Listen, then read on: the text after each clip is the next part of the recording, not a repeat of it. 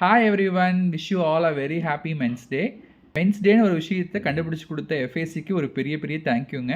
இந்த மென்ஸ் டே ஒரு வருஷமும் நவம்பர் 19th அன்னைக்கு கொண்டாடுறாங்க internationally.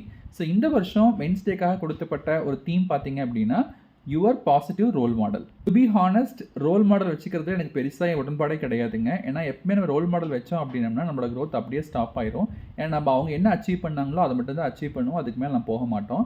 Apart from role models, நம்மளை வாழ்க்கையில் இன்ஸ்பயர் பண்ண நிறைய பர்சன்ஸ் இருப்பாங்க. அந்த மாதிரி இன்ஸ்பயர் பண்ண சில ஆண்களை பற்றி இந்த வீடியோவில் உங்க கூட ஷேர் பண்ணிக்க போகிறேன். நான் சின்ன வயசுலேருந்தே ரொம்ப ஆசைப்பட்டு பிரமிப்போட பார்த்த ஆள் யாருன்னு பார்த்தீங்கன்னா என்னோட அப்பச்சி தாங்க. அதாவது எங்கள் அம்மாவோட அப்பா. ஸோ அவர் சின்ன வயசுலேயே அவங்க அப்பா இறந்துட்டாங்க. அதுக்கப்புறம் அவர் ஒரு தனி ஆளாக நின்று குடும்பத்தை எப்படி முன்னேற்றி கொண்டு வந்தார் அப்படிங்கிறது பெரிய இன்ஸ்பிரேஷனுங்க. பிறக்கும்போது ஏழையாக பிறந்தோம்னா நம்ம தப்பு கிடையாதுங்க. ஆனால் நம்ம இறக்கும்போது ஏழையாக இறந்தோம்னா அதுதாங்க நம்ம செஞ்ச பெரிய தப்பே. அந்த மாதிரி வாழ்க்கையில் ஸ்டார்டிங்கில் எதுவுமே இல்லாமல் அவர் வாழ்க்கையை ஆரம்பித்து கடைசியாக போகும்போது அவ்வளோ சொத்துக்களோடு தான் அவர் போனாருங்க. ஸோ சில பேர் பார்த்தீங்கன்னா நம்மளுக்கு வாழ்க்கையில் நிறைய சொல்லி காட்ட மாட்டாங்க. அவங்களோட வாழ்க்கையே நமக்கு இன்ஸ்பிரேஷனாக இருக்கும். ஸோ அது மாதிரி ஒரு மனுஷர் தான் என்னோட அப்பச்சி. அதுக்கப்புறமா மிடில் ஏஜில், அதாவது கல்யாணத்துக்கு அப்புறம் நான் ஒருத்தரை பார்த்து இன்ஸ்பயர் ஆனேன்னு பார்த்தீங்கன்னா அது என்னோட மாமனார் தாங்க சொல்லணும். ஏன்னா அவர் அவ்வளோ கிரவுண்டடான பர்சன். ஸோ எப்படி ஒருத்தவங்க அடக்கத்தோடு இருக்கணும், நம்மகிட்ட என்ன இருந்தாலும் பெருசாக நம்ம வெளியே சொல்லிக்கிட்டு நம்ம ஆர்ப்பாட்டம் பண்ண தேவையில்லை அப்படிங்கிறதெல்லாம் அவர்கிட்ட பார்த்தா கற்றுக்கிட்டேங்க.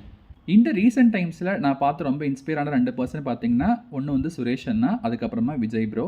இவங்க 2 பேருமே ரீசெண்டாக தான் எனக்கு அறிமுகமானாங்க. நான் அவங்கள்ட்ட கற்றுக்கிறது பார்த்தீங்கன்னா எப்படி ஃபேமிலியோட அட்டாச்சாக இருக்கணும், அதே மாதிரி பிரதர்ஸ்குள்ளே எந்த அளவுக்கு நல்ல ஒரு யூனிட்டி இருக்கணும், இதெல்லாம் அவங்கள பார்த்து தான் கற்றுக்கிட்டேன்.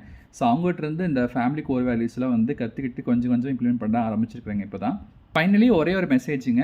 அதாவது மென் அண்ட் உமன் 2 பேருமே டிஃப்ரெண்ட்டான கிரியேச்சர்ஸ் தான். ஒவ்வொருத்தருமே அவங்கவுங்க இடத்துல ஸ்பெஷல் தான். ஸோ மென் உங்ககிட்ட இருக்கணும், உங்க கூட பாசமாக இருக்கணும்னு நீங்கள் ஆசைப்பட்டீங்கன்னா அவங்கக்கிட்ட கண்டிப்பாக ரெஸ்பெக்டோடு நீங்கள் நடந்துக்கோங்க. ரெஸ்பெக்ட் தான் மென் எதிர்பார்க்குற ஃபஸ்ட்டு விஷயம். அதுக்கப்புறம் மென்கிட்ட எப்போவுமே காம்ப்ளிமெண்ட்ஸ் கொடுங்க. அவங்களும் அப்ரிஷியேஷன் எதிர்பார்ப்பாங்க. அவங்க நல்லா பண்ணாங்க, நல்லா பண்ணுங்கன்னு சொல்லுங்கள். அவங்கள அட்மையர் பண்ணுங்கள்.